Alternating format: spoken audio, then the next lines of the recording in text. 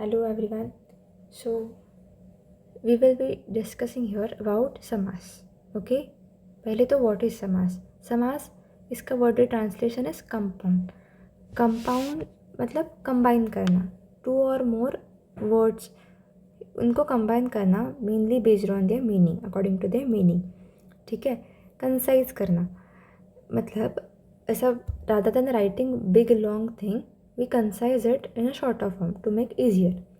Okay अब समास और संधि में बेसिक डिफरेंस क्या होता है? तो समास में दो वर्ड्स कंबाइन होते हैं एंड संधि में दो वर्ण कंबाइन होते हैं. ठीक है.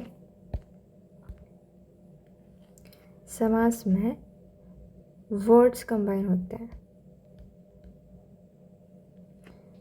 एंड संधि में वर्ण कंबाइन होते हैं.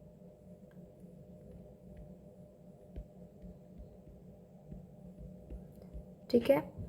अब इसका समास इज़ लाइक कंसाइज करना और उसका opposite is Vyas. Vyas is like expand करना, बढ़ाना. ओके. सो समास के बेसिक 4 टाइप्स है: अव्ययी भाव, तत्पुरुष, बहुव्रीहि एंड द्वंद्व. ओके. ये इसके 4 बेसिक टाइप्स. तो इसमें mainly we start with 2 words, मतलब 2 चीज़ें होती हैं. X and Y kind of 2 terms होते हैं. ठीक है. अव्ययी भाव जो होता है उसमें पूर्व पद प्रधान रहता है. It is among the 2 things, among the 2 words present the first one is dominate. First word का इंपॉर्टेंस ज़्यादा रहता है. ठीक है. वेरेज इन तत्पुरुष समास उत्तर पद मतलब द नेक्स्ट वाला that is the Y, X and Y के बीच में वाई इज डोमिनेंट. ठीक है. फिर बहुव्रीहि, बहुव्रीहि में एक्स और वाई छोड़ के तीसरा मतलब इन दोनों ये समास बन के एक तीसरी चीज़ को इम्पोर्टेंस होता है. मतलब इन दोनों में से किसी को नहीं होता. Rather there is some why which is important in this, जिसके बारे में बात कर रहे होते हैं. We will see it in detail in the latter. Okay. उसके बाद द्वंद्व. द्वंद्व इज उभय पद प्रधान मतलब यहाँ दोनों इंपॉर्टेंट होते हैं. एक्स भी इंपॉर्टेंट होता है और वाई भी इंपॉर्टेंट होते हैं. तो हम एक एक करके देखेंगे. पहले होता है अव्ययी भाव. अव्ययी भाव as the word suggest it is अव्यय, है ना. अव्यय मतलब ऐसी चीज़, ऐसा वर्ड जो किसी लिंग में, किसी वचन में, किसी काल में चेंज नहीं होता, है ना. तो ऐसे अव्यय यहाँ इन्वॉल्व होते हैं. जैसे यहाँ एग्जांपल्स दिए कि यथा, उप, लाइक दैट. ठीक है. सो अव्ययी भाव जो समास होता है उसमें जो फाइनली फॉर्म प्रोडक्ट होता है इट इज़ नपुंसकलिंग. ओके. फाइनल हमारा answer it is most of the cases it is an नपुंसकलिंग. देन also because अव्यय is involved the final product formed is a अव्यय. जो फाइनली चीज़ हमें फॉर्म होकर मिलती है दैट इज़ अव्यय. ठीक है. नाउ इसमें मतलब डिफरेंट अव्यय के डिफरेंट ये है. जैसे पहले है अधि. अधि में अधि मतलब किसी के अधिकरण काइंड ऑफ, मतलब किसी चीज़ में काइंड ऑफ. तो जैसे यहाँ सप्तमी विभक्ति यूज होती है. सप्तमी विभक्ति किसकी? अब अव्यय जो है यहाँ अधि अव्यय है, इसकी तो सप्तमी नहीं हो सकती. तो जो दूसरा वर्ड होगा उसकी सप्तमी होगी ताकि जो फाइनल आंसर होगा उसमें अधि आएगा. ठीक है. अब सप्तमी विभक्ति का मीनिंग क्या होता है? सप्तमी विभक्ति इट इज़ अधिकरण, राइट. मतलब किसी में, घर में या फिर पेड़ में kind of. So that is सप्तमी विभक्ति. और ये सप्तमी विभक्ति जब यूज़ होती है तब ये अव्यय यूज़ होता है. जैसे यहाँ एग्जाम्पल है माउस में, है ना. तो माउसे इति अधिमांसम मतलब हमें बोलना है कि माउस में कोई कुछ तो है तो हम बोलेंगे अधिमांसम. ठीक है. गांव में अधिग्रामम. तो अब इसका विग्रह लिखते समय कैसे लिखना है? ग्रामे इति अधिग्रामम. अब यहाँ सप्तमी विभक्ति मेंशन करेंगे. अब ये आत्मा, आत्मा में. अब आत्मा शब्द नकारांत है तो इसका सप्तमी जो होगी इट इज़ आत्मनि. आत्मनि इति अधि आत्मम. अधि आत्मम दोनों मिलके बनेंगे अध्यात्मम. ठीक है. तो ये हो गया अधि. तो हमें किसी चीज़ में ऐसे बोलना है देन वी विल यूज़ अधि. फिर उप. उप मतलब पास या समीप, किसी के समीप, घर के समीप. और यहाँ हम घर के समीप, तो यहाँ हम के यूज़ कर रहे हैं, का के संबंध बता रहे हैं किसी चीज़ का, एक चीज़ का दूसरे से संबंध। तो यहाँ कौन सी विभक्ति होगी? षष्ठी विभक्ति। ठीक है। गांव के समीप, ग्रामस्य समीपम, उपग्रामम, घर के समीप इस लाइक उप ऐसे होगा, जैसे गृहस्य समीपम उपगृहम, गंगा के समीप, जैसे गंगायाः समीपम। अब गंगा ये शब्द आकारांत स्त्रीलिंग है, तो इसकी षष्ठी विभक्ति विल बी गंगायाः, गंगायाः समीपम उपगंगम। अब ये ओरिजिनली गंगा थी लेकिन यह अब अव्यय फॉर्म होगा, मतलब उप, ये अव्यय यूज होने के बाद, इसका समास होने के बाद इसका अव्यय होगा फाइनल प्रोडक्ट, है ना। तो इसलिए ये उपगंगम ऐसे होगा, नपुंसकलिंग, अकारांत नपुंसकलिंग फॉर्म होगा। ये हो गया दूसरा।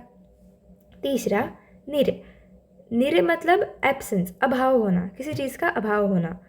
तो यहाँ भी षष्ठी, मतलब चीज़ का अभाव, तो हम किसी का अभाव है, किसी चीज़ का अभाव, रोग का अभाव, ऐसे काइंड ऑफ दिखाएंगे तो काकी के अगेन षष्ठी विभक्ति आएगी, है ना। जनों का अभाव, अब एक जन नहीं है, बहुत सारे जन हैं, तो इसलिए जनों का अभाव, जनानाम अभावः निर्जनम, जनों का अभाव, ये षष्ठी विभक्ति का बहुवचन है। यहाँ यदि एक ही जन होता तो जनस्य अभावः निर्जनम ऐसे भी हो सकता है। फिर विघ्नों का अभाव, विघ्न का ना होना, विघ्न का अभाव होना, विघ्नानाम अभावः निर्विघ्नम। ठीक है। अब बहुत सारे विघ्नों का अभाव होना, अगेन यहाँ षष्ठी का बहुवचन यूज हुआ है। तो ये हो गया अव्यय। फिर अनु, अनु इज मोस्टली पश्चात या आफ्टर, फॉलो करना मेनली, जैसे अनुकरण, अनुकरण करना मतलब क्या, किसी चीज़ को फॉलो करना है, किसी को फॉलो करना। तो सेम वे ये अनु, यहाँ भी षष्ठी विभक्ति मोस्टली यूज होती है कि राम के फॉलोइंग, राम के पीछे, राम के पश्चात, दैट इज रामस्य पश्चात अनुरामम, है ना। सेम वे गुरु के पश्चात, के पीछे, के पश्चात, अब के है इसलिए वो संबंध है ना, और पश्चात या फिर फॉलोइंग या फिर पीछे, ये इसलिए अनु। अब गुरु शब्द ये उकारांत है, तो उकारांत शब्द की षष्ठी विभक्ति का ये गुरोह होगा, ये षष्ठी विभक्ति का एक वचन है, तो इसलिए ये गुरोह होगा। गुरु के पश्चात अनुगुरु, है ना। अब ये अनुगुरु होना होगा, अनुगुरु होगा, क्यों? क्योंकि ये नपुंसकलिंग में बदल रहा है, जो अकारांत है वो अकारांत नपुंसकलिंग में बदल रहा है, तो लेकिन ये उपकारांत है, तो इसलिए ये ऐसे ही रहेगा, मतलब उसको विसर्ग नहीं होगा, बिकॉज इट इज इन नपुंसकलिंग, दैट इज दिस अनुगुरु थिंग। फिर एक अनु पश्चात, दूसरा कैसे हो सकता है कि किसी चीज़ के योग्य, अनुरूप, रूप के योग्य, अनुरूप। फिर गुण के योग्य, अनुगुण, मतलब वो चीज़ करने के लिए योग्य या फिर वो चीज़ के लिए दूसरा ही योग्य, ऐसे कंपैरिजन करने में ये हम यूज़ कर सकते हैं, अनु यूज़ होता है। फिर यथा, यथा कब होता है? अनतिक्रमण, अनतिक्रमण इन द सेंस कि इतना ही है, इसके आगे नहीं, ऐसे काइंड ऑफ, जैसे बलम अनतिक्रम्य, बल को, बल की लिमिट को क्रॉस किए बिना, दैट इज यथा बलम। यथा बलम मतलब नॉर्मल मीनिंग क्या होगा कि बल के अनुसार, विच इज़ वॉट, बल की लिमिट को क्रॉस किए बिना, बल की लिमिट को क्रॉस नहीं करना है। बलम अनतिक्रम्य इज यथा बलम, बल के अनुसार इज यथा बलम। सिमिलरली कालम अनतिक्रम्य यथा कालम, काल की लिमिट को हम क्रॉस नहीं कर रहे हैं, दैट इज यथा कालम। तो जब हम लिमिट क्रॉस नहीं कर रहे हैं तब वो यथा यूज होता है। फिर अति, अति इज लाइक बीत जाना है, फिर समाप्त होना, किसी चीज़ का खत्म हो जाना। शीतस्य अत्यः अतिशीतम, रोगस्य अत्यः अतिरोगम, मतलब खत्म हो गई वो चीज़, उसकी समाप्ति हो गई, तब ये अव्यय यूज होता है। फिर प्रति, प्रति इज ये प्रति, प्रति छात्र, प्रति घर, ऐसे ईच वन। गृहम गृहम प्रतिगृहम, दिनम दिनम प्रतिदिनम, ये भी घर वो भी घर वो भी घर, ईच वन घर, वो भी गांव ये भी गांव, ऐसे ईच वन। ठीक है, तो दैट इज प्रति। अब हर एक को ये करना होता है, हर एक को स्पेसिफाई करना है। अब ऐसे जनरली छात्र, सभी छात्र, या फिर प्रति छात्र, मतलब ईच वन, पर्टिकुलरली हर एक, ऐसे, दैट इज प्रति।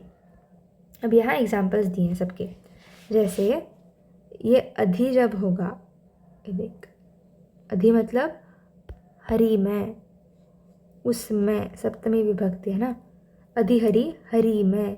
अधि गोपम, गोप में, ये हो गया अधि का। फिर उपकृष्णम, अब इसका क्या होगा, कृष्ण के समीप होगा, तो वो कृष्णस्य समीपम, कृष्ण के समीप इज उपकृष्णम।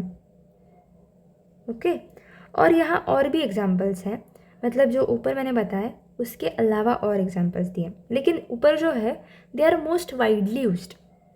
ये होते नहीं है ऐसे नहीं, लेकिन ये कंपैरेटिवली कम होते हैं as compare to the above mention.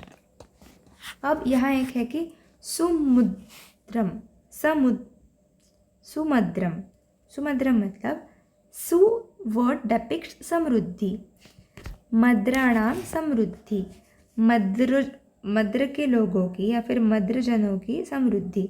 यहाँ भी षष्ठी विभक्ति का बहुवचन है। ओके,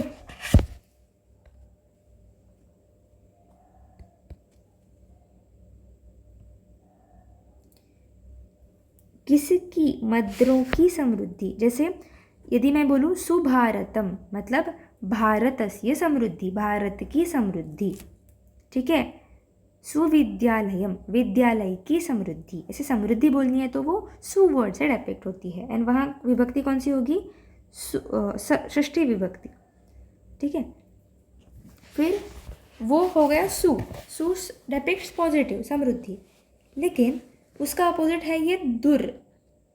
ठीक है, तो दुर्यवनम मतलब निगेटिव होना, अब उस समृद्धि का अभाव। समृद्धि का अपोजिट इज वृद्धि। ठीक है, तो उसकी वृद्धि होना, अपोजिट ऑफ समृद्धि, समृद्धि का ना होना, दैट इज वृद्धि, देन दैट इज दुर, ये यूज होता है। एंड फाइनली दुर्यवनम या फिर दुर्मद्रम, यदि यहाँ मद्र देशवासियों की समृद्धि का अभाव होता तो दैट वुड हैव बीन दुर्मद्रम। ओके, फिर मद्राणाम समृद्धि नहीं आती, वहाँ विरुद्धि आती। ओके, दैट इज दुर।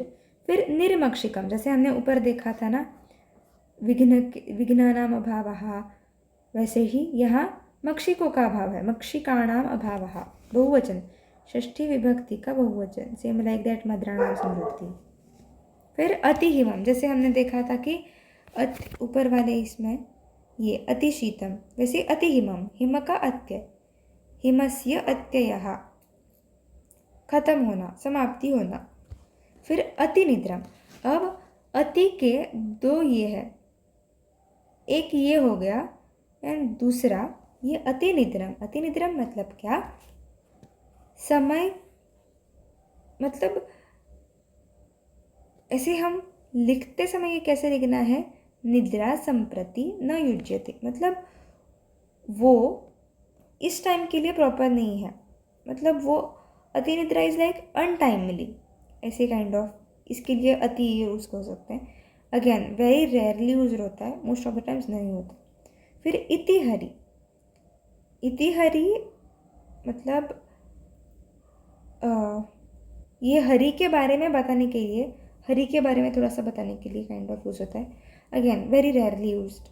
देन अनु विष्णु, अब अनु विष्णु मतलब उसके जैसा या फिर उसके पीछे, विष्णु के पीछे, विष्णु हो पश्चात हियर।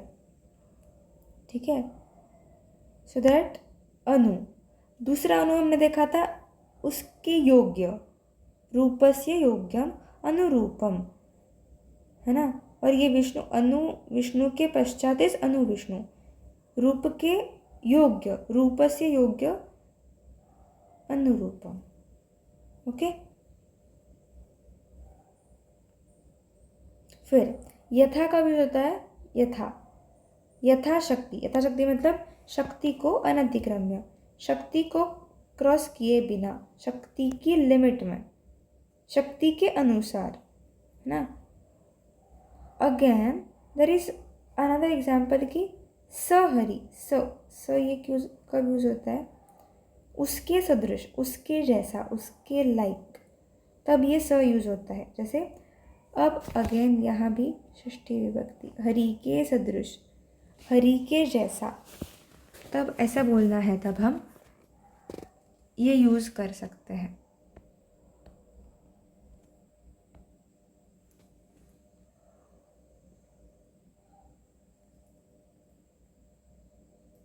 हरि के सदृश, हरि के जैसा।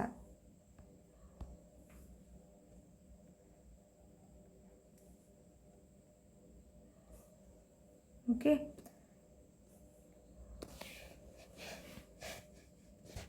उसके पहले यहाँ प्रत्यर्थम, प्रत्यर्थम मतलब प्रति अर्थम। अगेन हमने प्रति क्या देखा था, ईच वन, प्रति अर्थम, प्रतिगृहम, वैसे ही अर्थम, अर्थम प्रति, ईच अर्थ के प्रति, टुवर्ड्स ईच अर्थ, दैट इज प्रत्यर्थ। ठीक है। तो ये प्रति डिपिक्ट्स ईच वन, यथा अनलिमिट, अनतिक्रम्य, उस लिमिट को क्रॉस किए बिना। स मतलब सादृश्य, सिमिलर। फिर अनुज्येष्ठम, अनुज्येष्ठम मतलब ज्येष्ठस्य अनुपूर्वेण, मतलब उसके क्रम से, उस फॉलोइंग ऑर्डर से, ऐसे टाइप। ज्येष्ठस्य अनुपूर्वेण मतलब उस ज्येष्ठ के क्रम में। ओके। फिर सचक्रम, सचक्रम अगेन अ डिफरेंट टाइप, चक्रेण युगपत। फिर ससखी, सखा के समान, सखा जैसा। अब ये स इज दैट सदृश वाला, सिमिलर, सिमिलैरिटी, जो हमने हरि के सहरि देखा था उसी के जैसा ये ससखी है। फिर सक्षत्रम, क्षत्र, क्षत्र इज क्षत्रिय, क्षत्रियों के जैसा, क्षत्रियों के सदृश। क्षत्राणाम संपत्ति ही सक्षत्रम, उनके अनुरूप, क्षत्रियों का अनुरूप होना। ओके। हाँ ये देख, स अग्नि, अग्नि के अग्नि के क्या, साथ, मतलब अग्नि ग्रंथ की समाप्ति तक पढ़ता है, मतलब इन शॉर्ट साथ होना, उसके ज़्यादा। जैसे हमने देखा है कि स आम, साम के, आम के साथ होना इज स आम, सिमिलरली ये है। ओके। एंड विद दैट अव्ययी भाव इज ओवर। फिर आता है तत्पुरुष।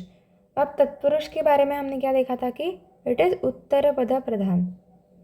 इसमें जो उत्तर पद है वो मेनली डोमिनेट होता है, वो इम्पोर्टेंट होता है ना। तो इसमें बहुत सारे टाइप्स हैं। एक तो होता है फ्रॉम द्वितीय विभक्ति टू सप्तमी विभक्ति, एंड दूसरा नए तत्पुरुष। मेनली ये 2 सब टाइप्स, एंड उसके बाद भी उसके सब टाइप्स होते हैं, लेकिन ये मेन क्लासिफिकेशन उसका बोला जाता है। तो हम स्टार्ट करेंगे कि द्वितीया का। द्वितीय विभक्ति में क्या होता है कि द्वितीय विभक्ति मीन्स व्हाट, को, दैट कारक इज कर्म, राइट, को, ऐसा अर्थ होता है, उसको या फिर इसको, ऐसे टाइप। तो यहाँ मेनली वर्ड, कोड वर्ड्स, जैसे ये like this words they are most common.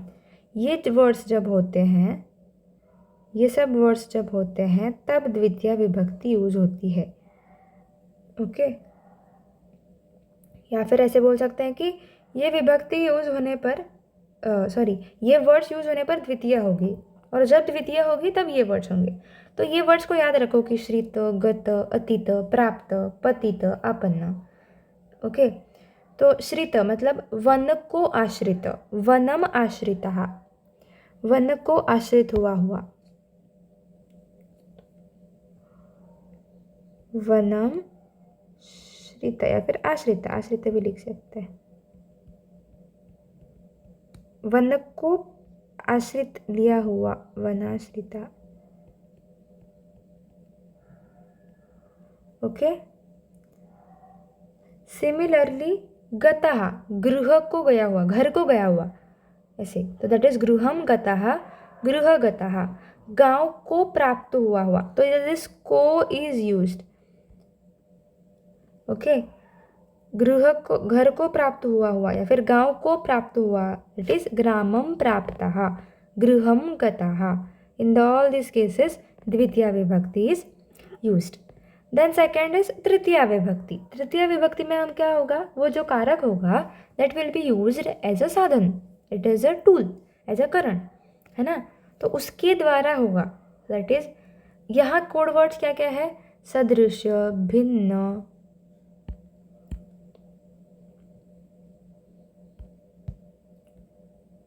ठीक है, सदृश, भिन्न, सम, मिश्र, ये कोड वर्ड्स, मतलब ये मेनली वर्ड जब दिखेंगे तब हम बोल सकते हैं तृतीया विभक्ति है, या फिर तृतीया तत्पुरुष यूज हुआ है। जैसे कि दानेन समम, दान समम। अब यहाँ दान as a tool we are using to compare, दान के जैसा, ठीक है। तो उसके द्वारा वी आर कंपेयरिंग समथिंग। या फिर देवेन रक्षितः, यहाँ रक्षा करने के लिए कौन यूज हुआ है, तो देव, तो देव के द्वारा रक्षा की जा रही है, दैट इज देवेन रक्षितः। फिर नखेन भिन्नः, नख के द्वारा उसे भिन्न किया जा रहा है, तो के द्वारा। Then when particular thing is used as a tool to cause something, that उस चीज़ में तृतीया विभक्ति काम आती है। अब ये सिंप्लीफाई कैसे करना है, तो द्वितीया लगानी है, तृतीया लगानी है, चतुर्थी कौन सी भी। तो first is translate it in your own language, Hindi में ट्रांसलेट करके देखो कि उसका क्या मतलब होगा, क्या हो सकता है अकॉर्डिंगली। मतलब हिंदी में तो कर ही सकते हो कि का मतलब बेस्ड ऑन देयर कारक का संबंध, जैसे के द्वारा। अब ये के द्वारा, सपोज एक सेंटेंस हमें, विग्रह में हमें पता चला कि वो के द्वारा, then we can easily make it out कि इट इज तृतीया विभक्ति, है ना। जैसे नख के द्वारा भिन्न किया गया हुआ, so that means if we first solve it in our own language like that, for example in Hindi, then हमें पता चला कि के द्वारा, हाँ ओके, के द्वारा इज कब यूज्ड इन तृतीया विभक्ति, सो इट इज तृतीया तत्पुरुष, इज इनफ। उसके बाद चतुर्थी। चतुर्थी मेनली मीन्स व्हाट, के लिए, किसी चीज़ के लिए। तो यहाँ तदर्थ, बलिहि, हितम, ऐसे काइंड ऑफ वर्ड्स होते हैं। अब ये भी इजीली समझ आने जैसा है कि भूत के लिए बलि। अब के लिए, भूत के लिए, भूत बलि मतलब क्या होगा, भूत के लिए बलि होगा ऑब्वियसली। तो ये के लिए आया, मतलब कौन सी विभक्ति, चतुर्थी विभक्ति, ठीक है। तो भूत के लिए बलि इज भूताय बलि, दैट इज भूत बलि। सेम वे यूपाय दारू, दारू इज लकड़ी, लकड़ी टू मेक ये पिलर्स, दैट यूप मीन्स पिलर एंड लकड़ी इज दारू। तो वो पिलर्स के लिए लकड़ी, दैट इज यूपाय दारू, यूप दारू। तो ये तदर्थ मतलब किसकी के लिए, दैट इज तदर्थ। फिर बलि, हित, ये वर्ड्स जब यूज होंगे तब वहाँ चतुर्थी विभक्ति काम करेगी। फिर पंचमी विभक्ति। पंचमी विभक्ति मीन्स व्हाट, संप्रदान, दैट इज सेपरेट होना, डायरेक्ट ये उसका क्या कि सेपरेट होना, कुछ भी। जैसे कि हाथ से गिर गया, हस्तात पतितम, हस्तपतितम, हाथ से सेपरेट होके नीचे गिरा, दैट इज हस्तात पतितम, हस्तपतितम। या फिर चोरात भयम, चोर भयम, मतलब चोर से भय है, चोर से हमें डर है, हम उससे अलग हो रहे हैं, मतलब उससे दूर जा रहे हैं, उससे सेपरेट हो रहे हैं, दैट इज चोरात भयम। तो वहाँ पंचमी विभक्ति यूज होगी। फिर षष्ठी विभक्ति आता है, ये सबसे ईजी है। षष्ठी में क्या होता है, का की के संबंध बताया जाता है ना। अब गर्भोत्पाद, गर्भोत्पाद मतलब कॉमन सेंस क्या आएगा हमारे दिमाग में कि हाँ कि गर्भ का उत्पाद। अब ये का आया तो का की कौन सी विभक्ति, षष्ठी विभक्ति, गर्भस्य उत्पादः गर्भोत्पादः। अब मनोविकार, मनोविकार means what, direct translation is मन के विकार। अब के आया, वापस सृष्टि विभक्ति के पास जाना है, तो मनसः विकारः। अब मन ये सकारांत शब्द है, मन ये सकारांत मनस शब्द है,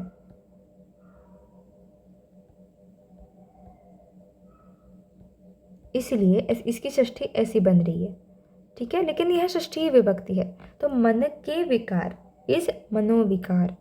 फिर तर्क संग्रह, तर्क संग्रह मतलब क्या, तर्कों का संग्रह।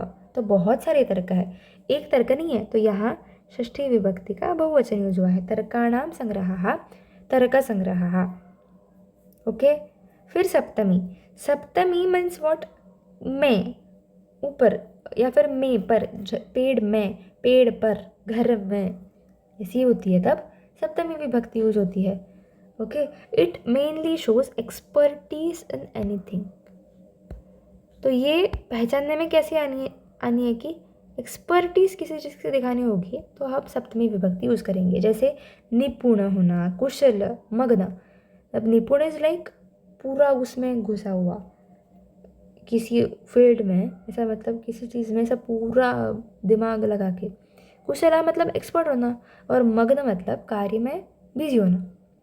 तो ये निपुण, निपुण मतलब काव्य में निपुण, इस काव्य निपुण, उस चीज़ में एक्सपर्टीज दिखा रही है, निपुण कुशल मग्न ये चीज़ एक्सपर्टीज दिखा रही है, तो ये काव्य सप्तमी। फिर कार्य, कार्य में मग्न है, अगेन सप्तमी विभक्ति, कार्य मग्न, कार्य मग्न। ओके, ये हो गए। अब इन सब से इजी कौन सा है, तो नए तत्पुरुष। नए तत्पुरुष मतलब निगेटिव, पॉजिटिव है तो उसे निगेटिव बनाना है, जैसे, और उसका अपोजिट मीनिंग होता है। ओके, तो ये क्या होगा, न भाव, भाव का ना होना, भाव है वर्ड लेकिन उसका ना होना, भाव का ना होना इज अभाव। तो वो भाव का न होना इज डिपिक्टेड बाय दिस न वर्ड, ठीक है। दैट दिस न डिपिक्ट्स न भाव अभाव, भाव का न होना इज अभाव, ठीक है। न शक्यम, शक्य नहीं है, तो न शक्यम अशक्यम। अगेन, अब इसमें क्या है, यदि स्वर होगा, यदि यहाँ इस पोजीशन पे आफ्टर दिस न देयर इज अ स्वर, देन खाली अ नहीं लगेगा, अन लगेगा, ये अन लगेगा, जैसे यहाँ।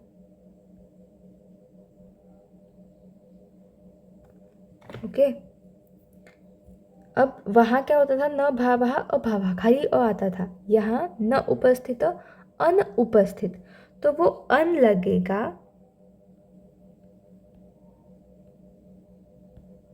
फिर ये जो वर्ड है वो लगेगा, जैसे कि न उपद्रव अनुपद्रव। ओके। फिर उसके बाद आता है कर्मधारय। अब कर्मधारय में एक कंसेप्ट आता है कि विशेषण और विशेष्य। विशेषण मतलब जो एडजेक्टिव हम बोलते हैं ना, so that concept come here. तो विशेषण विशेष्य में जो दो होते हैं ना, तो एक चीज़, एक वर्ड टेल्स अबाउट द विशेषण, वो किसी का विशेषण होती है। मतलब एक होता है विशेषण एडजेक्टिव और दूसरा विशेषण जिसके बारे में बोला गया है, इट इज़ विशेष्य है। इसका ये रूल होता है कि इस विशेषण विशेष का लिंग वचन विभक्ति ये सब सेम होता है, always it's the same, not just in this particular समास but it's always the same, ठीक है। जैसे अब एक विशेषण विशेष, जैसे स्वच्छ जल, अब ये जल क्या है, विशेष्य है, और विशेषण कौन सा है, स्वच्छ, तो विशेषण, दिस इज विशेष्य एंड दिस इज विशेषण। स्वच्छम जलम, अब जल इस प्रथमा विभक्ति एक वचन, वो कौन सा है, नपुंसकलिंगी है। सेम वे स्वच्छ का भी होगा, जैसे ये महिला, महिला प्रथमा विभक्ति एक वचन, सेम वे ये वृद्धा का भी होगा। ठीक है, जैसे मैंने यहाँ चार्ट जैसे बनाया है कि यदि वर्णः, वर्णः कैसे है, एक वचन, पुल्लिंग का एक वचन प्रथमा विभक्ति का, तो ये विशेषण भी ऐसे ही होगा। इफ़ ये दो वचन में द्विवचन में बदल गया तो ये विशेषण भी उसका द्विवचन में बदल जाएगा। ये बहुवचन में है तो उसका विशेषण भी बहुवचन में ही होगा। ठीक है, अब ये पुल्लिंग था इसलिए ये भी पुल्लिंग हो गया। अब यदि ये नपुंसकलिंग हो जाए तो ये भी नपुंसकलिंग, सिमिलरली ये स्त्रीलिंग तो वो भी स्त्रीलिंग। ठीक है, अब ये सब बदल रहे हैं अकॉर्डिंग टू द विशेष्य, ये वाला। जैसे महान पुरुषः, महापुरुषः, ये समास फॉर्म होने के बाद उनकी विभक्ति है वो नष्ट होती है, विभक्ति वो चली जाती है। फिर सर्प, कैसे सर्प है उसके बारे में विशेष इन्फॉर्मेशन क्या मिल रही है, कृष्ण सर्पः। अब कृष्णः सर्पः, दोनों का प्रथमा विभक्ति एक वचन, दोनों पुल्लिंग में है, दैट इज कृष्णः सर्पः, विशेषण विशेष्य वाला। अब इसमें और एक सब टाइप है, दैट इज इव, उपमान। उपमान, उपमान लाइक जैसे हम इंग्लिश में सिमिली देते हैं, he is like a tiger या फिर ही इज अ टाइगर, और ये टाइगर ही है काइंड ऑफ, दैट इज उपमान उपमेय। दैट ईवो वर्ड जो है ना वो यूज होता है। तब ये विभक्ति ये समास होता है। घन इव श्यामः, घन के जैसा श्याम, उसके जैसा, वो हम सीधा के सीधा कंपेयर कर रहे हैं उनको कि उसी को वो बोल रहे हैं। ओके, ज्ञानम अमृतम एव, ज्ञान ये अमृत ही है जैसा, अमृत के जैसा ही है, दैट इज ज्ञानामृतम।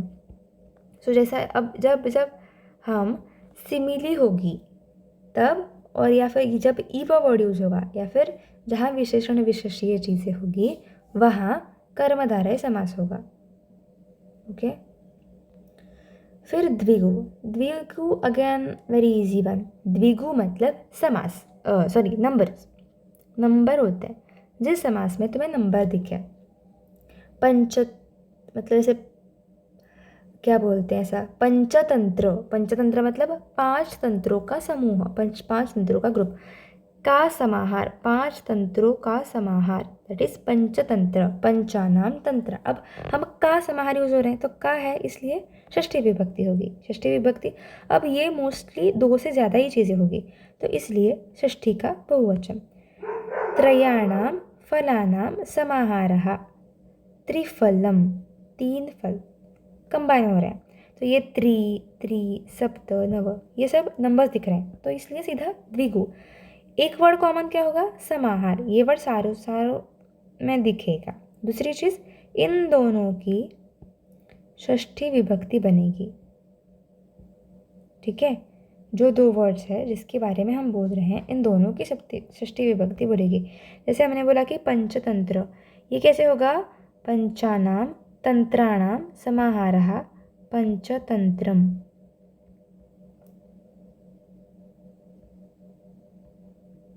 ठीक है, ये हो गया द्विगु। तो ऐसे जब नंबर दिखे जाए तो सीधा द्विगु समास होगा, संख्यावाची समास है। Okay, it is sub type of कर्मधारय एंड कर्मधारय is again a sub type of तत्पुरुष, ये तत्पुरुष के अंडर ही आते हैं। फिर बहुव्रीहि, बहुव्रीहि इज अन्य पद प्रधान, मतलब हम एक नहीं दो नहीं तीसरे के बारे में बात कर रहे हैं, तीसरा ही इम्पोर्टेंट है यहाँ। तो हम यहाँ विशेषण विशेषण या फिर कोई जो डिस्क्रिप्शन चल रहा है ये तीसरे आदमी के बारे में, मतलब तीसरी चीज़ के बारे में ये। अब यहाँ बेस्ड ऑन कौन सी विभक्ति यूज होगी यहाँ इनके रूप लिखे हैं, and this all are respectively. जो फर्स्ट है दैट इज पुल्लिंग, उसके बाद वाला इज नपुंसकलिंग, उसके बाद वाला स्त्रीलिंग। जब पुल्लिंग होगा तब ये सहा,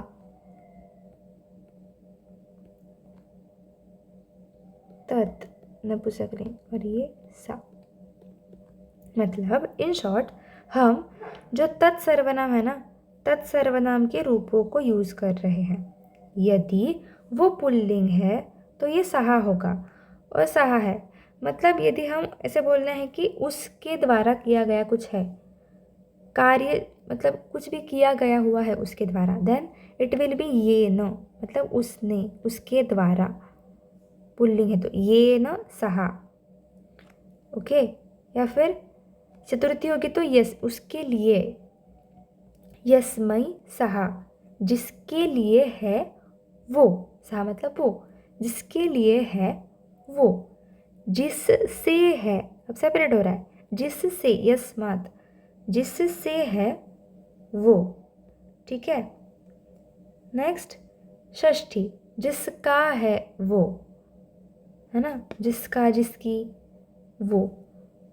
देन सप्तमी, सप्तमी जिसमें, उस चीज़ के अंदर, उस चीज़ inside, inside that thing, that is सप्तमी, यस्मिन। तो जब पुल्लिंग होगा तब हम बोले कि यस्मिन सहा, नपुंसकलिंग होगा तो भी यस्मिन तत्। इन सब के साथ ना ये तीनों चीज़ें जॉइंट होगी, ये यस्य सहा। जैसे हम एग्जाम्पल देखते हैं यहाँ।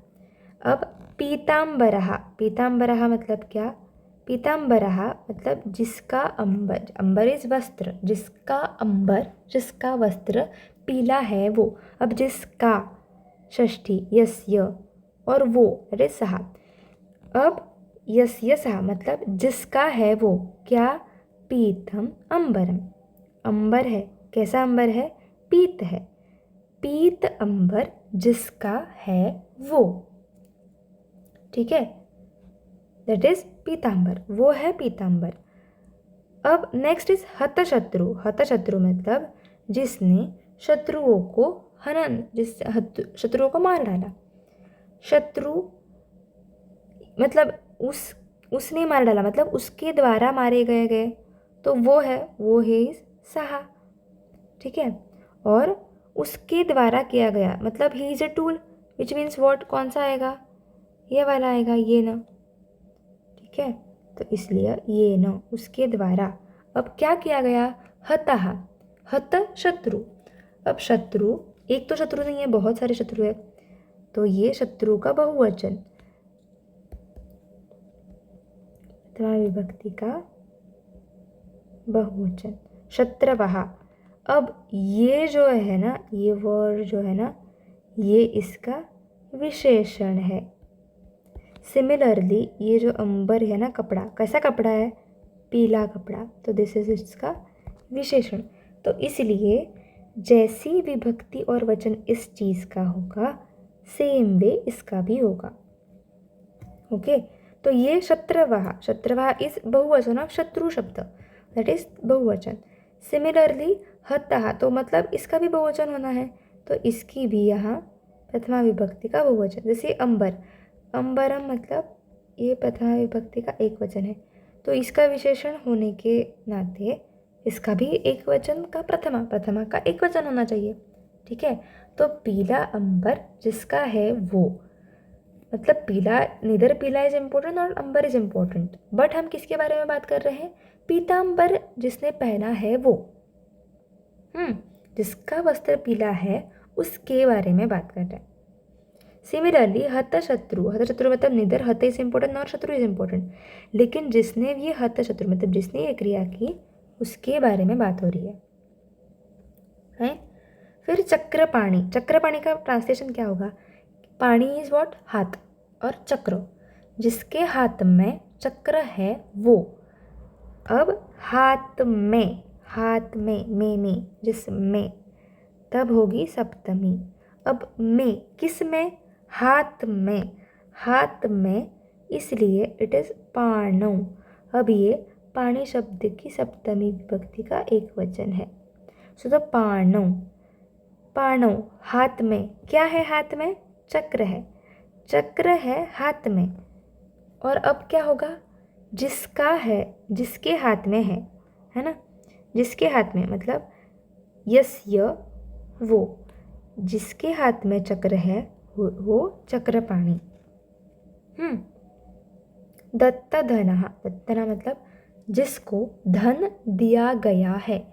अब जिसको, जिसको मतलब उसके लिए दिया गया है, उसको दिया गया है, तो उसके लिए है, इसलिए यस्मै। उस पर्सन के लिए हम धन देते हैं, तो इसलिए यस्मै सहा। ये सहा, यदि हम पुल्लिंग के बारे में बात कर रहे हैं तो ये सहा होगा। यदि यहाँ नपुंसकलिंग है तो यहाँ कौन होगा, ये तत् होगा।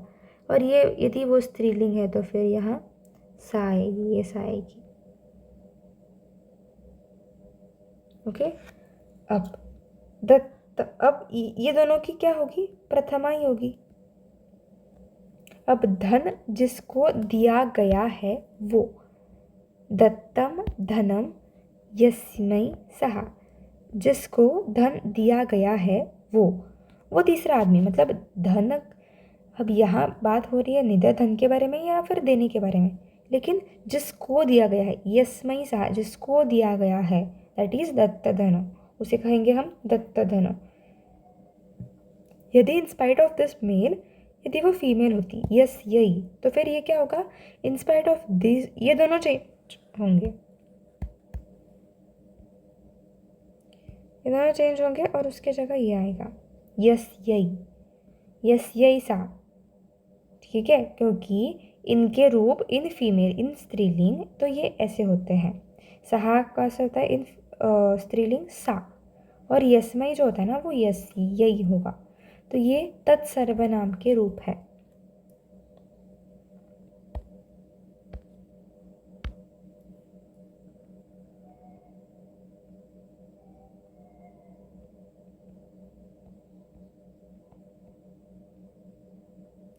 ओके। फिर पीतदुग्धः, पीतदुग्धा मतलब क्या समझते हैं हम, कि जिसने दूध पिया है वो। अब जिसने पिया है मतलब उसके द्वारा दूध पिया गया है, उसके द्वारा, के द्वारा इज व्हाट, तृतीया, ये न, जिसने पिया है वो, ये न सहा, जिसके द्वारा पिया गया है, इट इज ये न सहा। अब क्या पिया गया है, दुग्ध पिया गया है, तो पीतम दुग्धम, दूध पिया गया है जिसके द्वारा हो, वो क्या कहलाएगा, पीत दुग्ध कहलाएगा। ठीक है, तो दिस इज बहुव्रीहि। फिर द्वंद्व समास। द्वंद्व मीन्स एक्चुअली मीनिंग इज पैर, द्वंद्व इज अ पैर, मतलब यहाँ टू और मोर थिंग्स ऐसे च लगा के इनका लाइक ये होता है कि बहुत सारी चीज़ें होती हैं। मतलब यहाँ उभय पद प्रधान, मतलब सभी इम्पोर्टेंट ही होते हैं, मतलब ऐसे नॉट स्पेसिफिक कि तीसरे के बारे में बात करें या फिर ऐसे कोई, लेकिन यहाँ सब, ये भी वो भी वो भी वो भी ऐसे। अब इसके टू सब टाइप्स, एक है इतर द्वंद्व एंड दूसरा समाहार द्वंद्व। इतर द्वंद्व मतलब यहाँ टू और more things will combine and so the final समास बनेगा ना, उसका वचन, उसका लिंग, इट डिपेंड्स, मतलब यदि वो दो चीज़ें होगी देन उनका फाइनली द्विवचन बनेगा, या फिर मोर देन दो चीज़ें होगी तो उनका फाइनली बहुवचन बनेगा। वेरेज यदि इट इज, मतलब ये होगा उसके वचन के बारे में, तो फिर उसका लिंग कैसे डिसाइड होगा, तो लिंग it will be dependent on the last word. समास में जो, समास बनते समय जो लास्ट वर्ड कौन यूज होता है, the last entity that is used. If the last entity it is इन स्त्रीलिंग then the final samas will be striling.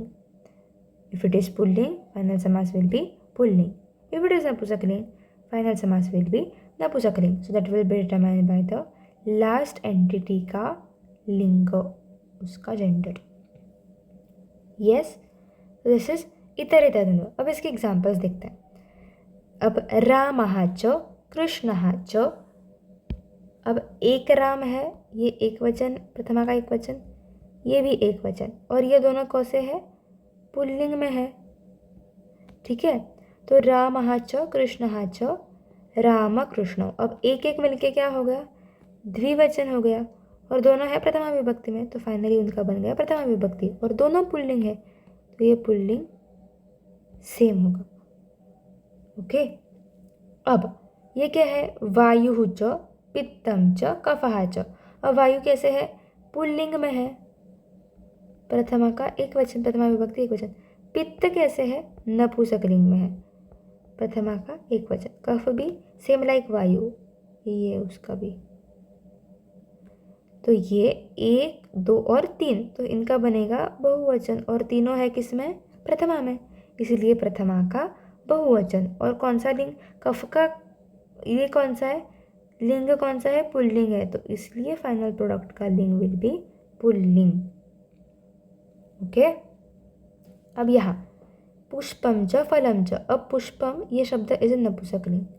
Similarly for फल, ये दोनों नपुंसकलिंग में है और इनका ये प्रथमा की एक वचन है। तो ये पुष्पम च फलम च, ये मिलके हो गया दो चीज़ें, ये दोनों है प्रथमा विभक्ति में और इनका हो गया द्विवचन।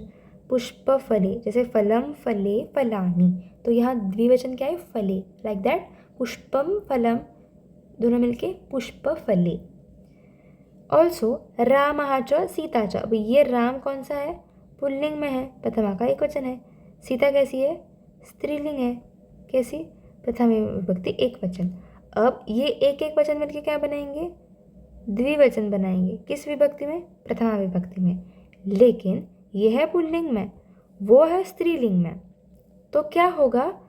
जो लास्ट वर्ड का लिंग है वो फाइनल को आएगा, मतलब फाइनली जो बनेगा दैट विल बी स्त्रीलिंग, और उनका तो द्विवचन। अब जैसे ये सीता वर्ड की जो द्वितीय विभक्ति होगी वो इसको अप्लाई होगी, मतलब इसके अकॉर्डिंग ये फाइनल प्रोडक्ट बनेगा। जैसे सीता, सीते, सीताहा, तो सीता का शब्द का द्विवचन क्या एक्चुअली है? सीते। और ये कौन है? राम और सीता दोनों हैं, तो रामः च सीता च राम सीते। अब ये डिपेंड करेगा किस पे? सीता पे डिपेंड करेगा कि कौन सा बना है। ठीक है, so it will be dependent, उसका link will be dependent on the last entity that is present in that particular समास। फिर समाहार द्वंद्व। समाहार द्वंद्व मतलब मेनली इसमें फाइनली नपुंसक लिंग बनता है, इसमें कोई ऐसा लास्ट एंटिटी के डिपेंड होना या फिर ऐसा कुछ नहीं, झंझट नहीं होती। यहाँ सीधा नपुंसक लिंग बन जाता है। कितनी भी चीज़ें हो, 10, 12 कितने भी हो, फाइनली वो बन जाते हैं नपुंसक लिंग के। अब इसका एग्जाम्पल हम आगे देखेंगे। ठीक है, ये मेनली बॉडी पार्ट्स, मतलब यहाँ इस टाइप के इसमें होते हैं जिन्हें सबको इक्वल इक्वल इम्पोर्टेंस जब होता है ना, तब ये समाहार द्वंद्व यूज होते हैं। ये भी वो भी वो भी, जैसे अर्कन्यगरोध खदीरा वाला एग्जाम्पल है, अर्कन्यगरोध खदीरा करंज ककुबादेचम। तो वहाँ कितने हैं? अर्कन्यगरोध, खदीर, करंज, ककुभ, ये सब मिलके उनका फाइनली क्या बन रहा है? एक वचन बन रहा है।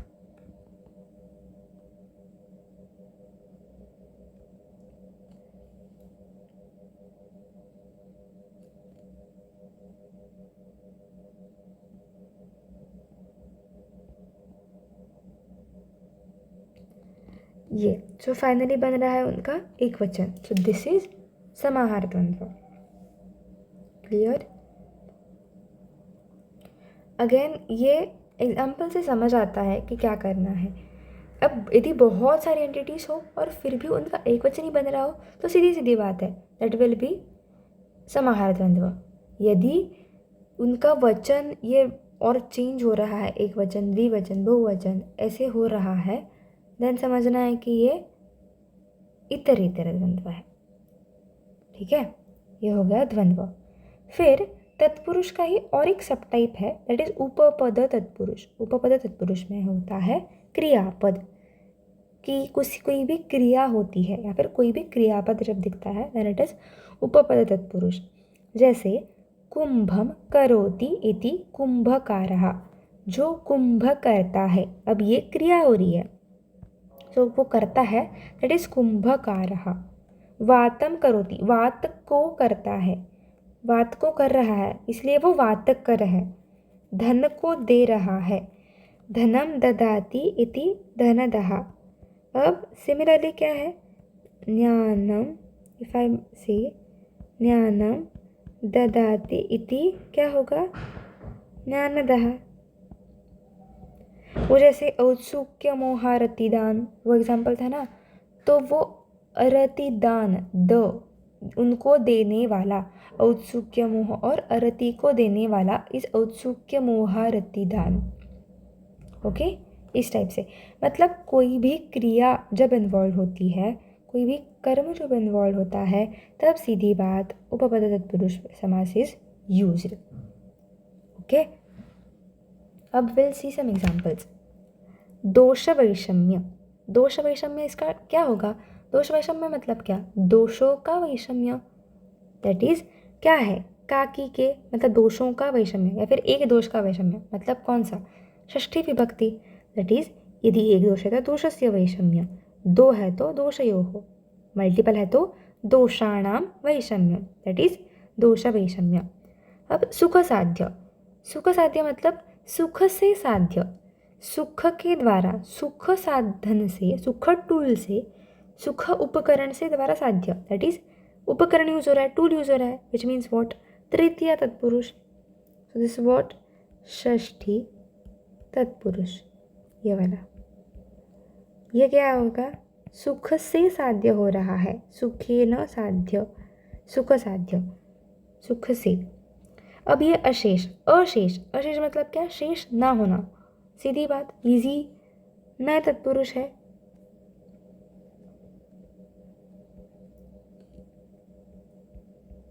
ओके, न शेष इज अशेष। फिर अपूर्व वैद्य, अब अपूर्व वैद्य, अब क्या है? ये वैद्य है और ये अपूर्व उसका विशेष है, मतलब वैद्य के बारे में कुछ विशेष बोल रहा है, विच मीन्स वॉट? उसका विशेषण है। अब ये विशेषण है और ये विशेष ये है, तो विशेषण विशेष वाला कौन सा था हमारा समास? कर्मधारय समास, यस, है ना। अब और एक चीज़, और एक समास यहाँ हमें दिख रहा है, मतलब दिख रहा है इन द सेंस कि यहाँ छुपा है।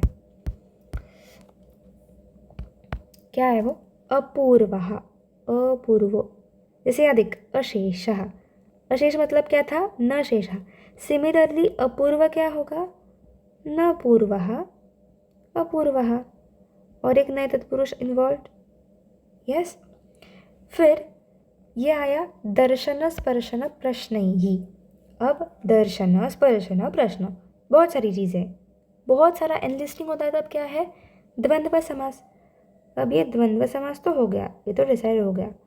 अब कौन सा द्वंद्व है वो कैसे पता चलेगा? समाहार है या इतर इतर है? अब दर्शन भी है, स्पर्शन भी है, प्रश्न भी है, ये बना रहे हैं बहुवचन, है ना। तो बहुवचन है मतलब कौन सा होगा? इतर इतर द्वंद्व। और एक चीज़ ऐसे है, और हमें फाइनली ये चाहिए इन ऐहि तृतीय, ये स्पर्श नहीं ही, ऐसे टाइप की विभक्ति में। तो दिस इज व्हाट? तृतीय विभक्ति का बहुवचन है ये चीज़, स्पर्श नहीं ही। तो ये तृतीय विभक्ति का बहुवचन हमें चाहिए, इसलिए we are applying this suffix, suffix in the sense कि एक एक्स्ट्रा लगाते हैं कि ये तत्सर्वनाम की वो विभक्ति वहाँ लगेगी टू मेक इट कंप्लीट। ठीक है, यहाँ तक भी छोड़ा तो भी कोई इशू नहीं है, दर्शन स्पर्शन प्रश्न तक भी लिखा तो भी कोई इशू नहीं है। टू बी मोर प्रिसाइज ये विभक्ति लिखी जाती है, मतलब यो यहाँ उनको जैसे चाहिए वो विभक्ति के तत्सर्वनाम का वो रूप लिखना है बस। सो ये दर्शन। अब विकृता, विकृता, विकृता, अब इसमें क्या है? विकृत और अविकृत समझ में आ रहा है हमारे। तो विकृता, विकृता मतलब विकृत भी हो रहे हैं, विकृता कितने दोष हैं? 3 दोष हैं, तो बहुत सारे हैं, तो इनका क्या होगा? विकृत बहुवचन आएगा, विकृताः च अविकृताः च। ठीक है, विकृत भी हो रहे हैं और बहुत सारे हैं, बहुवचन है, कौन सा समास? इतर इतर द्वंद्व समास। ठीक है, अब बलावह, बलावह का ट्रांसलेशन क्या है, मीनिंग क्या है उसका? जो बल को देता है, बल को आवह मतलब देने वाला, इसे टाइप। तो बल को देने वाला। अब देना इज अ क्रिया, अब क्रिया आ गई, कौन सा समास होगा? उपपद तत्पुरुष, ये हमने तो देखा था क्रिया वाला, उपपद तत्पुरुष। अब क्या करता है? बल को देता है। बलम, अब क्या वर्ड है? आवह, मतलब बलम आवहन्ति इति बलावह, जैसे कुंभम करोति इति, ये क्रियापद हो रहा है। तो बलम आवहन्ति, बल को देता है, बल देता है। ठीक है। अब स्वस्थ हितम, अब हित, हित ये, अब हाँ हित, हित मतलब किसी चीज़ के लिए हित होगा, उस चीज़ के बारे में बोल रहे होंगे, हाँ ना, है ना, तो उसके लिए हित होगा। के लिए मतलब कौन सी विभक्ति आई? चतुर्थी विभक्ति आएगी, करेक्ट। तो किसके लिए हित के बारे बात हो रही है? स्वस्थ के लिए हित, सो विच मीन्स स्वस्थाय हित। अब इसकी तो चतुर्थी विभक्ति होगी, स्वस्थाय हितम, स्वस्थ हितम, कौन सी है? चतुर्थी तत्पुरुष। ये क्या था? उपपद तत्पुरुष, सॉरी।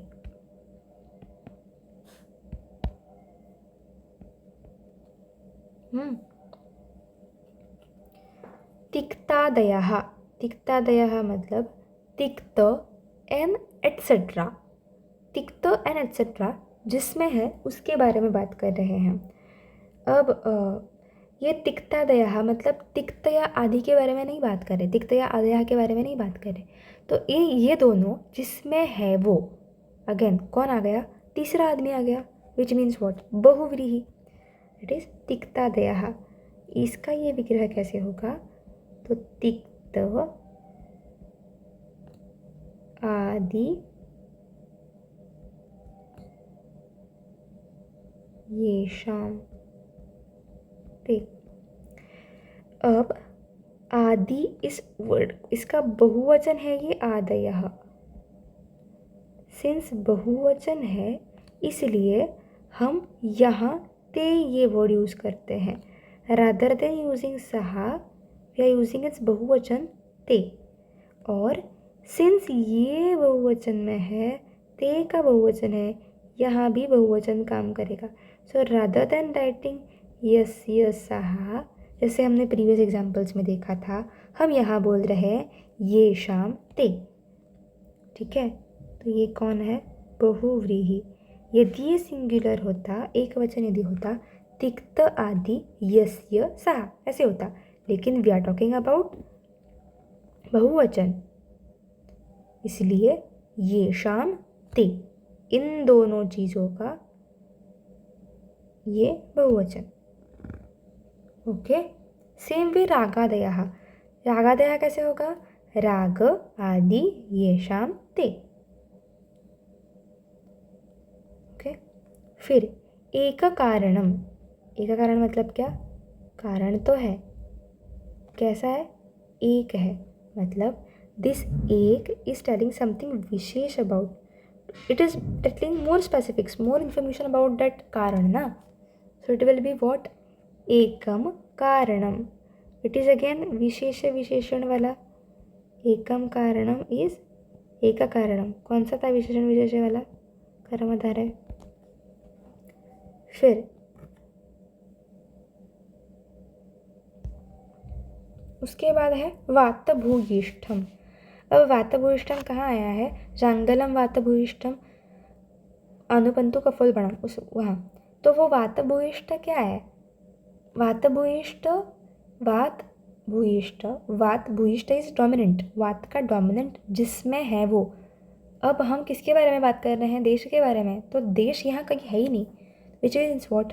ये तीसरे आदमी, मतलब तीसरे, वात भूयिष्ठ, निधर वात नॉर भूयिष्ठ, लेकिन ये बात कर रहे हैं किसी तीसरी चीज़ के बारे में, तीसरी चीज़ के बारे में बात हो रही है, सीधी बात, बहुव्रीहि समास आ गया।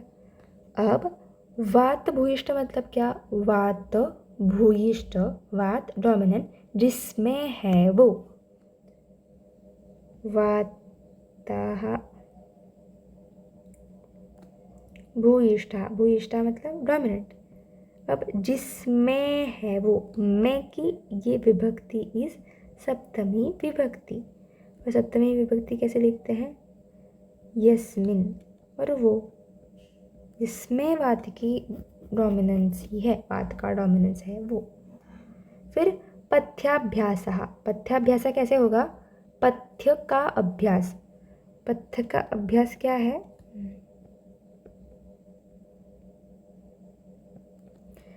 पथ्य का अभ्यास, का की के, किसके क्या है? षष्ठी विभक्ति का षष्ठी तत्पुरुष, है ना। अब हीनोपकरणम। हीनोपकरणम मतलब क्या? उपकरण तो है, उपकरण के बारे में विशेष हो रहा है कि इट इज हीन। उपकरण का विशेष वर्ड, उपकरण का विशेषण है ये हीन। तो उपकरणम, हीनम उपकरणम, हीनम उपकरणम। जैसा रूप विभक्ति वचन उपकरण का होगा वैसे ही हीन का होना चाहिए। तो विशेषण विशेष्य वाला समास आएगा यहाँ। तो कौन सा? कर्मधारय। उपकरण उसका विशेष बोल रहा है। क्या विशेष बोल रहा है? हीन, हीनम उपकरणम। ओके। गतायुः। गतायुः ये किसका आया है? विधेयम गतायुषम, वो पेशेंट है ना, एक रोगी है जिसकी आयु गत है। अगेन गत आयु दोनों छोड़ के हम तीसरा, मतलब जो पेशेंट है, ये गत आयु पेशेंट की है। तो we are talking about patient, तीसरा आदमी। अब गत आयु, आयु जिसकी गई है वो। गतः आयु जिसकी है वो, तो कौन सी विभक्ति आएगी? यस्य सः। जिसकी आयु गई है वो है गतायु, है ना। फिर शोकातुरः। शोकातुर, शोक मतलब क्या? शोक से आतुर है जो, शोक से आतुर है ना। शोक से आतुर मतलब क्या होगा? शोक के द्वारा आतुर हुआ है, ऐसे काइंड ऑफ, है ना। तो शोक के द्वारा, शोक ने उसे आतुर बनाया है। तो शोकेन आतुरः, शोक के द्वारा, शोक से वो आतुर हुआ। कौन सी विभक्ति? तृतीया का तत्पुरुष। शोक से आतुर हुआ, अरे शोकेन आतुरः। फिर शरीर चिंता। अब शरीर चिंता मतलब क्या? शरीर की चिंता। अब काकी के, कौन सा? शरीर की चिंता, शरीरस्य चिंता, शरीर चिंता, षष्ठी तत्पुरुष। जरा श्रम वातः। अब कौन कौन है? जरा भी है, जराच, श्रमः च,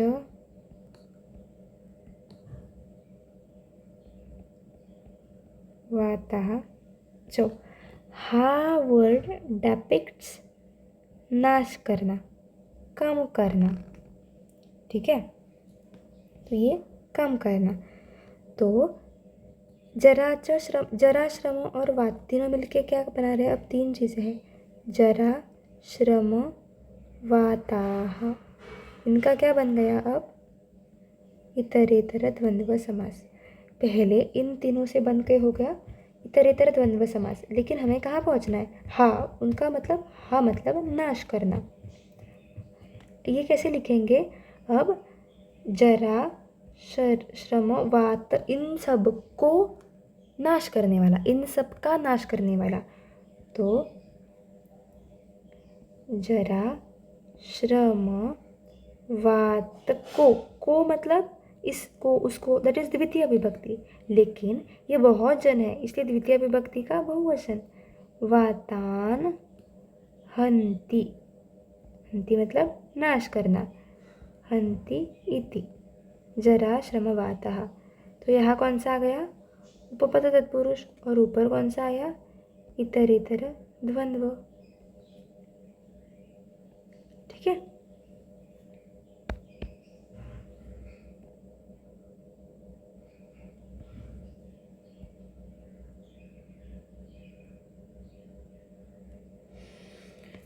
ओके, नेक्स्ट इज धर्मपरः, धर्मपरः, परः मतलब उसमें श्रेष्ठ। अब श्रेष्ठ, निपुण, कुशल, एक्सपर्टीज, एक्सेल, किसी चीज़ में एक्सेल, कौन सी विभक्ति? एक्सेल डिपिक्ट करने के लिए हम कौन सी यूज़ करते हैं? सप्तमी, right. So which means what? धर्म की सप्तमी आएगी। धर्म की सप्तमी क्या है? धर्मे परः, धर्म में पर है, धर्म में श्रेष्ठ है। दूरगः, दूरगः मतलब क्या है? दूर जाने वाला, जाने वाला, जाने की क्रिया हो रही है, क्रिया हो रही है मतलब कौन सा समास? तत्पुरुष समास। कौन सा? उपपद तत्पुरुष। अब कहाँ जा रहा है? दूर, दूरम गच्छति इति दूरगः। ये क्या है? उपपद तत्पुरुष, ठीक है। गच्छति, जाने की क्रिया हो रही है, दूरम गच्छति इति दूरगः। फिर गुल्मोदावर्त रुक्लमाः, तो यहाँ क्या है? गुल्म, उदावर्त, रुक एंड क्लम। तो गुल्मः, गुल्मः च, उदावर्तः च,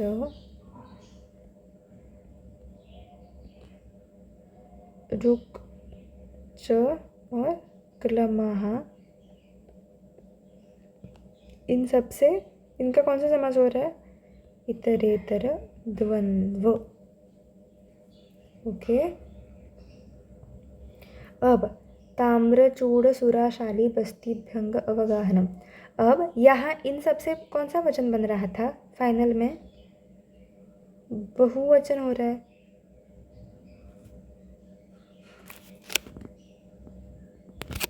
इन सब का बहुवचन हो रहा है, लेकिन यहाँ एक ही वचन हो रहा है, एक वचन ही दिख रहा है हमें, बहुवचन तो नहीं हो रहा है। विच मीन्स वॉट? इसका भी द्वंद्व ही होगा, लेकिन ये कौन सा द्वंद्व होगा? समाहार द्वंद्व। जैसे अर्कन्य ग्रोध खदीरा वाला एग्जाम्पल था ना, एक वचन में एंड हो रहा था, तो ये भी एक वचन में एंड हो रहा। तो इसका विग्रह कैसे होगा? ताम्रचूड़ः च, कौन सा फिर? सुराच, फिर कौन है? शाली च,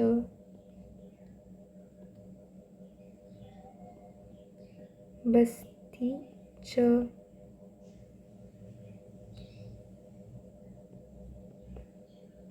अभ्यंगः च और अवगाहः च। अब इनका जब विग्रह लिखते हैं ना, तो विग्रह लिखते समय उनकी एक्चुअल विभक्ति और वचन ही आएगा, लेकिन फाइनली बिकॉज हमें ये क्या हो रहा है? समाहार में, मतलब एक नपुंसकलिंगी एक वचन हो रहा है, तो इसलिए समाहार द्वंद्व बन के ये सब एक वचन में एंड हो रहे हैं। ओके। फिर शीतकालः, शीतकालः मतलब क्या है? किसके बारे में बात हो रही है? काल के बारे में। कैसा काल है? शीतकाल है, मतलब इस काल के बारे में समथिंग विशेष हैज़ बीन टोल्ड, है ना। सो दैट विशेष जब बोला जाता है देन इट इज विशेषण विशेष्य वाला। कौन सा समास? कर्मधारय समास। इसका विग्रह क्या होगा? शीतः